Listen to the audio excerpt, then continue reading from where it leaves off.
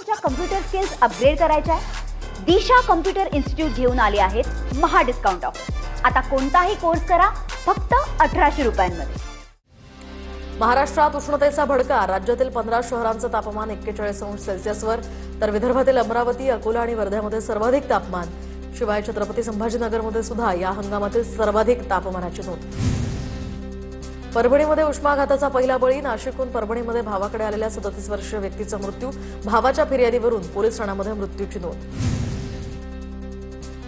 देशातील सर्वात 15 उष्ण शहरात महाराष्ट्रातील 3 शहरं। अकोला आणि अमरावतीमध्ये तापमान 45.3 अंशांवर, तर वर्ध्यामध्ये काल 45.5 अंश सेल्सिअस तापमानाची नोंद। नाशिकच्या निफाडमध्ये तापमान 42 अंशांवर, तर उष्णतेमुळे लासलगावमधील पोल्ट्री व्यवसाय अडचणीत। लासलगावसह निफाड तालुक्यामध्ये पोल्ट्री व्यावसायिकांसमोर मोठं संकट। वाशिम जिल्ह्यामध्ये तापमानाचा पारा 43 अंशांवर पोहोचला। एप्रिल महिन्यातच उष्णतेनं धोक्याची पातळी ओलांडल्यामुळे नागरिक त्रस्त। उष्णता वाढल्यामुळे रस्त्यांवर सध्या शुकशुकाट। अकोला जिल्ह्यामध्ये पुन्हा एकदा उष्णतेची तीव्र लाट, तर आज दुपारच्या वेळी तापमान 44 अंश सेल्सिअसच्या पुढे। काल अकोल्यानं 45.6 अंश सेल्सिअसचा टप्पा ओलांडत देशातील सर्वाधिक तापमानाचा विक्रम केला। भंडाऱ्यातील गोवारी टोला पिटेसूर या ग्रामस्थांना पाणी टंचाईचा मोठा सामना करावा लागतोय। प्रादेशिक पाणीपुरवठा योजना थंड बसत्यात। दरम्यान महिलांची पाण्यासाठी वणवण। तातडीनं पाणीपुरवठ्याची कायमस्वरूपी व्यवस्था करण्याचीही मागणी। जळगाव जिल्ह्यामध्ये तापमानाचा पारा 43.3 अंशांवर, तर यंदाच्या हंगामातील सर्वाधिक तापमानाची नोंद। वाढत्या तापमानामुळे शहरातील रस्त्यांवर सध्या शुकशुकाट। नंदुरबार जिल्ह्यामध्ये उन्हाचा कडाका चांगलाच वाढला। तापमानाचा पारा 44 अंशांवर। उकाडा वाढल्यामुळे नागरिक हैराण, तर गरज असेल तरच उन्हामध्ये घराबाहेर पडा, हवामान खात्याकडून आवाहन। नवी मुंबईला पाणीपुरवठा करणाऱ्या मोरबे धरणामध्ये केवळ 43% पाणीसाठा शिल्लक। 103 दिवस पुरेल इतकाच पाणीसाठा उपलब्ध असल्याची महापालिकेची माहिती, तर यंदा सरासरीपेक्षा कमी पावसाचा अंदाज। जळगावात गुरांसाठी लागणाऱ्या चाऱ्याच्या दरात आता वाढ झाल्यानं पशुपालक संकटात। 5000 रुपये शेकडा मिळणारा चारा आता 7000 रुपयांवर। परभणीमध्ये पीक विम्याची तुटपुंजी मदत मिळाल्याचा आरोप, तर शेतकऱ्यांनी हेक्टरी 2400 रुपये विमा भरला होता। प्रत्यक्षात मात्र 1050 पर्यंतच मदत मिळाल्याचा प्रकार। सरकारनं हेक्टरी 17500 मदतीची घोषणा केलेली होती, मात्र या ठिकाणी पैसे देखील दिले नसल्याचा आरोप। संजय नगर पोलीस ठाण्यामध्ये आग लागल्यानं जप्त वाहनांचं मोठं नुकसान। ठाण्याच्या आवारात उभ्या असलेल्या जप्त वाहनांना अचानक आग लागल्याची घटना। आगीमध्ये 6 चाकी डंपर, 1 कार, 1 रिक्षा आणि 2 ट्रक जळून खाक। जळगावच्या नशिराबाद जवळ शॉर्ट सर्किटमुळे रोहित्राला भीषण आग। रोहित्रावर अवलंबून परिसरातील 10 ते 15 शेतकऱ्यांचा वीज पुरवठ्यामुळे खंडित।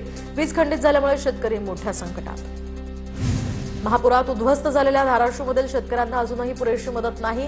खरडून गेलेल्या जमिनींचा मोबदला मिळेना, तर महापुरात वाहून गेलेले बंधारे सुद्धा अद्याप नादुरुस्तच। अतिवृष्टीमध्ये वाहून गेलेल्या जमीन शेतकऱ्यांना सोडून दिल्या, तर दुरुस्तीला पैसे नसल्यामुळे शेतकरी हतबल। अतिवृष्टीमध्ये तलाव फुटल्यामुळे शेतकऱ्यांच्या शेतात दगडगोट्यांचा खच पडला होता। भूम तालुक्यातील साबळेवाडी इथली ही घटना। भंडाऱ्यामध्ये तपासणीत त्रुटी आढळल्यामुळे 36 खत विक्रेत्यांचे परवाने निलंबित। दरम्यान 10 जणांना सक्त ताकीद। खरीप हंगामापूर्वी कृषी विभागाची ही कारवाई। जिल्ह्यातील 197 खत विक्रेत्यांची करण्यात आली तपासणी।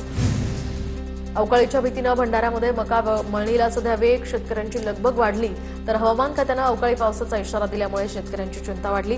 काढणीला तयार झालेलं हे पीक खराब होण्याची यामुळे भीती।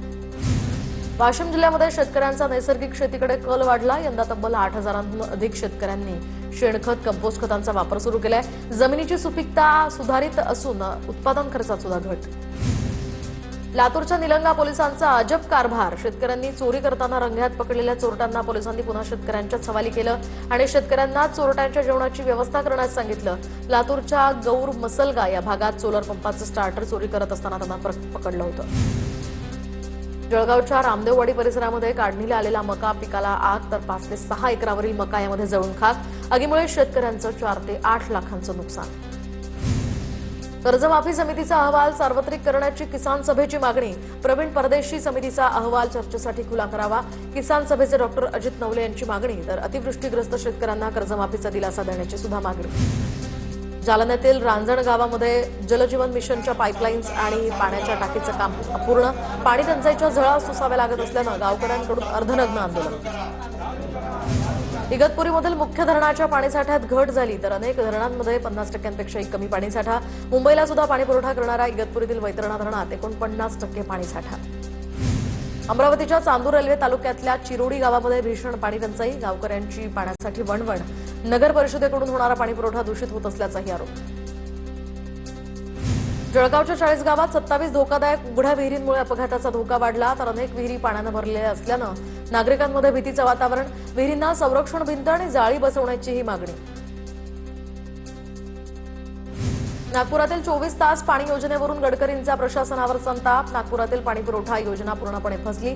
नितीन गडकरी संतापले. योजनेमध्ये त्रुटी राहिल्यानं या ठिकाणी ही योजना यशस्वी झाली नाही. नितीन गडकरींचा. रायगडमधील लोणेरे हत्याकांड प्रकरणी आरोपी अनीस मोहम्मद खान मालदार याला 5 दिवसांची पोलीस कोठडी. ओमकार रेसिडेन्सी या ठिकाणी तरुणाची निर्घृणपणे हत्या करण्यात आली होती. सोलापूरच्या अकलूजमध्ये महिलेवर 2 वर्ष अत्याचार केल्याची घटना उघड. महिलेचा आंघोळ करतानाचा व्हिडिओ काढून तो सोशल मीडियावर टाकण्याची धमकी दिली. आरोपी उमेश साठेला 27 एप्रिलपर्यंत पोलीस कोठडी. यवतमाळमध्ये गुप्तधन शोधणारे 6 जण पोलिसांच्या ताब्यात. यवतमाळच्या वडगाव जंगल पोलिसांची कारवाई. पोलिसांना कारमध्ये अघोरी पूजेचं साहित्य आढळलं. साहित्याच्या आधारे आता पोलिसांनी 6 जणांना चौकशीसाठी बोलवलंय. बीडमध्ये कारागृहातील व्हायरल व्हिडिओ प्रकरणानं या ठिकाणी खळबळ तर राज्य दक्षता पथकाकडून चौकशी सुरू. 10 जणांचे जबाब नोंदवले असून चौकशी अहवालाकडे आता लक्ष. सोलापूर पालिकेच्या रुग्णालयामध्ये आणखी 4 बालमाता आढळल्या. अल्पवयीन माता असल्याचं समजताच डॉक्टरांनी पोलिसांना माहिती दिली. सोलापूर जिल्ह्यातील माढ्याच्या उपळाई गावामध्ये विवाहितेचा संशयास्पद मृत्यू. विवाहितेच्या नातेवाईकांनी 8 तास पोलीस ठाण्यासमोर ठिय्या दिल्यानंतर शिक्षक पतीवर गुन्हा दाखल. तर गुन्हा दाखल झाल्यावरच मयत भाग्यश्री क्षीरसागर यांच्यावर अंत्यसंस्कार. भंडारा शहरातील खात रोडकडे जाणाऱ्या मार्गावर 2 महिन्यांपासून रस्त्याच्या दुरुस्तीचं काम संथ गतीने सुरू. कामाच्या संथ गतीमुळे नागरिकांना वाहन चालकांना मोठा मनस्ताप. रस्त्यावर जागोजागी पडलेल्या खड्ड्यांमुळे वाहतूक कोंडीची मोठी समस्या. भंडाऱ्याच्या रनेरा गावामध्ये घरफोडी तर अज्ञात चोरट्यांनी 8 लाखांचा मुद्देमाल लंपास केला. जिल्हाभरात चोरीच्या घटनेत वाढ तर पोलीस प्रशासनाच्या भूमिकेवरही प्रश्नचिन्ह. वाशिम अनसिंग मार्गावरील दगड उमरा फाटा नजीक वेअर हाऊस जवळ 2 दुचाकी समोरासमोर धडकल्या. अपघातात 4 जण गंभीर जखमी. जखमींमध्ये 1 महिला आणि 3 पुरुषांचा समावेश. वाशिम शहरात सेतू केंद्रांवर प्रशासनाची कारवाई. 6 सेतू केंद्रांची मान्यता रद्द. शासनानं ठरवून दिलेल्या शुल्कापेक्षा जास्तीचे पैसे आकारून नागरिकांची आर्थिक फसवणूक. सांगलीच्या वैभवात भर घालणारा काळा खणीचा द इव्हिनिंग रिट्रीट बंद अवस्थेत. विरंगुळा म्हणून सुशोभित करण्यात आलेला हा काळीखण प्रकल्प बंद. यासाठी पालिका प्रशासनाच्या वतीनं तब्बल 9 कोटींच्या आसपास खर्च करण्यात आला होता. अंबाजोगाई इथल्या SFI या संघटनेकडून दासोपंत समाधी परिसरामध्ये जलकुंडाची स्वच्छता. विशेष स्वच्छता मोहीम राबवून हा परिसर चकाचक करण्यात आला. यवतमाळमध्ये रॅगिंग प्रकरणी आयुर्वेदिक महाविद्यालयातील 21 विद्यार्थ्यांवर कारवाई. 1 विद्यार्थी 1 वर्षाकरता महाविद्यालयातनं रस्टिकेट तर इतर काही विद्यार्थ्यांवर सुद्धा दंडात्मक कारवाई. महसूल मंत्री चंद्रशेखर बावनकुळेंना शिर्डीमध्ये साईबाबांचं दर्शन त्यांनी घेतलंय. मुलीच्या वाढदिवसानिमित्त महसूल मंत्री चंद्रशेखर बावनकुळे सहकुटुंब शिर्डीत. परिसरातील प्रश्न मार्गी लावण्याचं बावनकुळेंचं आश्वासन.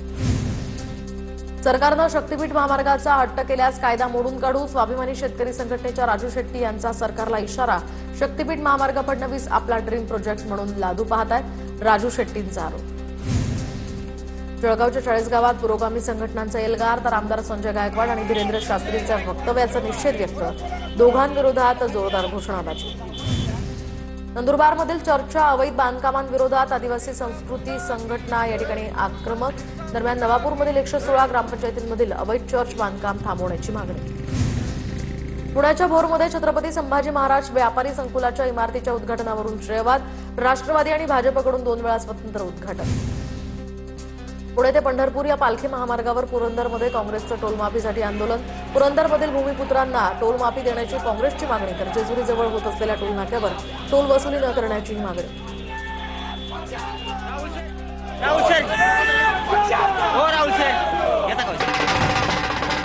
मालेगावात एकही बांगलादेशी नसल्याचं एसआयटीच्या चार्जशीटमधून समोर. भाजप नेते किरीट सोमय्या आणि भाजपनं मालेगावच्या जनतेची नाक रगडून माफी मागावी.